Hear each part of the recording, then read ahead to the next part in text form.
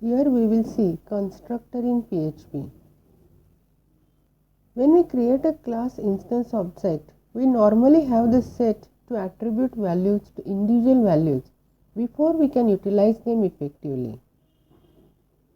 Constructors are unique member methods that are used to build up freshly produced object instance from a class.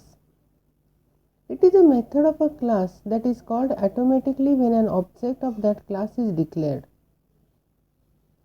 The main purpose of this method is to initialize the object. Without object initialization, the constructor method can also be used to call the parent constructor and any private or public method that is required at the time of object creation. General syntax for defining a constructor is class name, and then we will use public function construct. And under this function, we will initialize our object and then we will create object of that class.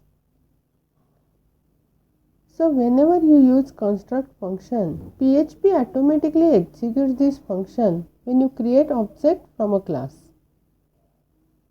Basic use of constructors are as follows. The main purpose of constructor method is to initialize an object's properties when it is being created. So, when you think that an object must have a few properties, constructor method is used. Next is type checking constructor arguments. User can also do type checking if you want to ensure that the arguments are of specific types. And then initializing a database connection.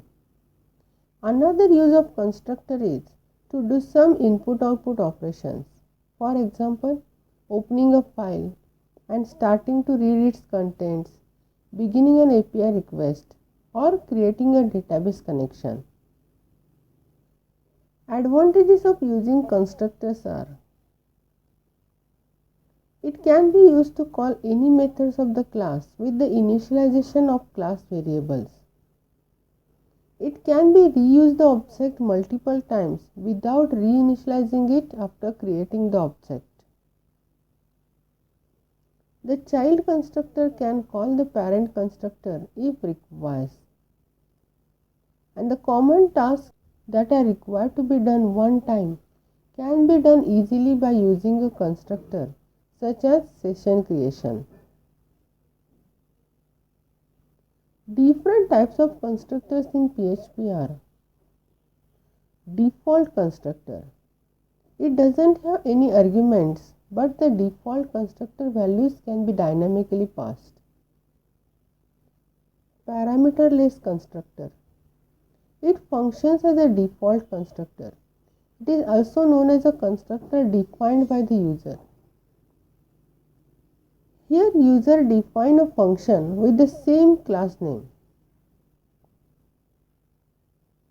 And then parameterized constructor. The parameters are taken and the data members might be given varied values.